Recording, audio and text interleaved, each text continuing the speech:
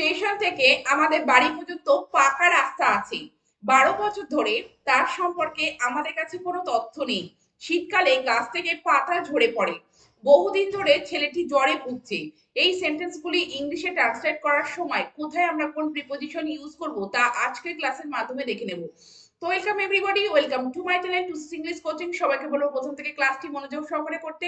আর আজকে যারা চ্যানেলে প্রথম রয়েছে এবং এখনো অবধি চ্যানেলটিকে যারা সাবস্ক্রাইব করেনি তারা অবশ্যই চ্যানেলটিকে সাবস্ক্রাইব করে প্রতিনিয়ত এই ধরনের ইম্পর্টেন্ট এবং ইন্টারেস্টিং ক্লাস করতে থাকো। তো প্রথমে কোন সেন্টেন্স রয়েছে এবং কোথায় আমরা কি প্রিপোজিশন ইউজ করব চলো আমরা দেখে নিই।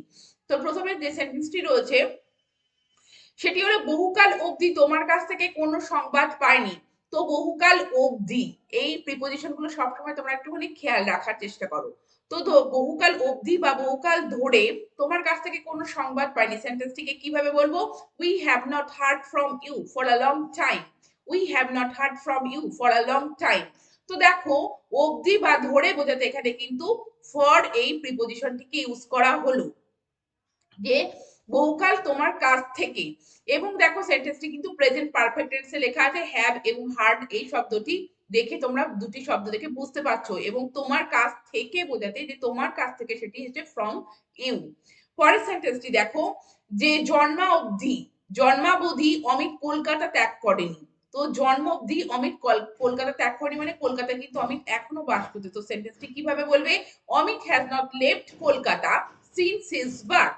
Amit has not left Kolkata since his birth. তো দেখো কোন একটা পয়েন্ট অফ টাইম থেকে, সেই জন্য কিন্তু সিন্স এখানে কিন্তু যে অবধি বোঝাতে কিন্তু ফর ইউজ করা হচ্ছে না, এখানে কিন্তু সিন্স ইউজ করা হচ্ছে, যে জন্ম অবধি মানে জন্মাবধি অমিত কলকাতা ত্যাগ করেনি মানে কলকাতায় কিন্তু তিনি এখনো রয়েছেন, হি ইজ লিভিং দেয়ার। তো তারপর সেন্টেন্সটি দেখো, বহুদিন ধরে ছেলেটি জ্বরে ভুগছে বা বহুদিন অবধি ছেলেটি জ্বরে ভুগছে। সেন্টেন্সটি কিভাবে বলবে? The boy has been suffering from fever for a long time. The boy has been suffering from fever for a long time.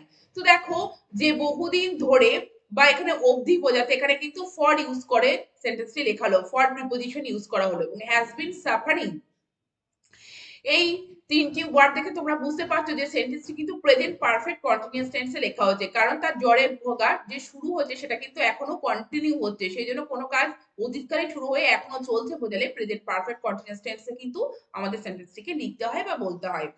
এবার পরের সেন্টেন্সটি দেখো, তার কাছ থেকে টাকা বের করা শক্ত।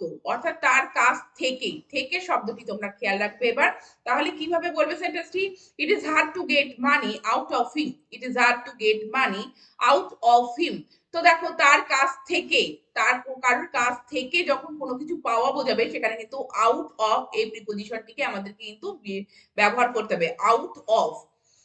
এবং সেন্টেন্সটি দেখো সিম্পল প্রেজেন্ট টেন্সে কিন্তু লেখা আছে, ইট is hard to get money out of হিম। পরের সেন্টেন্সটি দেখো, তিনি ঘোড়া থেকে নামলেন। দেখো থেকে কিন্তু কোনো কিছু থেকে নামা, কোনো কিছু থেকে নামা যখন হবে সেখানে থেকে বোঝাতে আমরা কি বলবো? He got off his horse. He got off his horse মানে তার ঘোড়া থেকে তিনি নেমেছিলেন। তো কোনো কিছু থেকে নামা, কোনো কিছু থেকে নামা সেক্ষেত্রে কিন্তু গেট অফ। এখানে যেহেতু নেমেছিলেন সেজন্য সিম্পল পাস্টে লেখা হচ্ছে যে গট অফ, এইভাবে কিন্তু সেন্টেন্সটিকে লেখা হয়েছে, এবং অফ প্রিপোজিশনটিকে কিন্তু ইউজ করা হলো থেকে বোঝানোর জন্য। ফার্স্ট সেন্টেন্সটি দেখো, স্টেশন থেকে আমাদের বাড়ি পর্যন্ত পাকা রাস্তা আছে। তো স্টেশন থেকে আমাদের বাড়ি পর্যন্ত, তো এখানে থেকে বোঝাতে আমরা সেন্টেন্সটি কি বলবো? There is a metal road from the station to our house. There is a metal road from the station to our house. তো দেখো থেকে বোঝাতে যে আমাদের বাড়ি স্টেশন থেকে, সেজন্য ফ্রম দ্য স্টেশন, এবং পর্যন্ত বোঝাতে from the station to our house. এইভাবে কিন্তু সেন্টেন্সটি লেখা হয়েছে এবং এই প্রিপোজিশনটিকে অর্থাৎ ফ্রম এবং টু ইউজ করা হয়েছে। পরের সেন্টেন্সটি দেখো, শীতকালে গাছ থেকে পাতা ঝরে পড়ে। তো গাছ থেকে যখন পাতা ঝরবে তো সেই থেকে বোঝাতে আমরা কি বলবো? Leaves drop off trees in winter. Leaves drop off trees, leaves drop off trees in winter. তো দেখো গাছ থেকে বোঝাতে কিন্তু যে অফ এই প্রিপোজিশনটিকে আমাদেরকে কিন্তু ইউজ করতে হবে, এবং সেন্টেন্সটি তোমরা দেখছো যে সিম্পল প্রেজেন্ট টেন্সে লেখা আছে। পরের সেন্টেন্সটি দেখো, পুজোর ছুটির পর আগামী বৃহস্পতিবার থেকে তাদের স্কুল শুরু হবে। তো সেন্টেন্সটি কিভাবে বলবে? Their school will commence on and from next Thursday after puja vacation. তো দেখো যে আগামী বৃহস্পতিবার থেকে, তো ফ্রম এখানে কিন্তু থেকে বোঝাতে ফ্রম প্রিপোজিশন টিকে কিন্তু ইউজ করা হলো। এবং কমেন্টস অন মানে শুরু হওয়া বা স্টার্ট, এবং সেন্টেন্সটি দেখছো যে উইল কমেন্টস অন মানে শুরু হবে, তো সেক্ষেত্রে সিম্পল ফিউচার টেন্সে কিন্তু লেখা হয়েছে। এবং আফটার মানে পরে, আফটার পূজা ভ্যাকেশন মানে তাদের পূজা ভ্যাকেশন অর্থাৎ পুজোর ছুটির পরে। পরের সেন্টেন্সটি দেখো, তাদের গ্রাম থেকে 5 মাইলের মধ্যে একটিও স্কুল নেই। তো একটিও স্কুল নেই কিভাবে বলবে, এবং গ্রাম থেকে বোঝাতে there is not a single school within 5 miles of their village, there is not single school within 5 miles of their village। তো গ্রাম থেকে 5 মাইলের মধ্যে, তো থেকে এবং মধ্যে এইখানে যখন দেখছো তখন সেখানে কিন্তু প্রিপোজিশন আমরা উইদিন ইউজ করে বলবো যে within 5 Miles of their village.